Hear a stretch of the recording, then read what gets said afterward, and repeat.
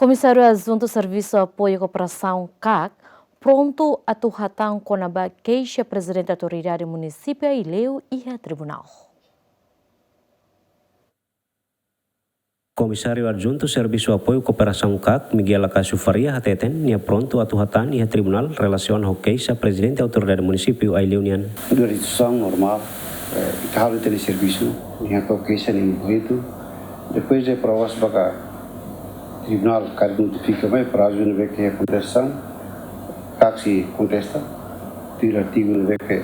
está calado no serviço, atendimento extraordinário, também provas no ver que aqui é suficiente na ver a atuação, agora com os laos tudo na antum e a crime no ver que teve analisa normal ela, teve identifica nessa necessidade de informação suficiente, mas crime no ver que teve crime consumado na continua te analisa teve a relação na vez que ela hacker de processo vida vai diretamente a nação também é extraordinário crime acontece os crime vai e tem especial atendimento extraordinário. E a terça semana, presidente da autoridade municipal Ileu, João Bosco dos Santos, hatou queixa para o Ministério Público, a Comissão Anticorrupção, também semana quanto CAC, bolo obrigatório NIA, onde presta declaração com a alegação, executa orçamento geral Estado, lato e regras. João Carlos Ziemen.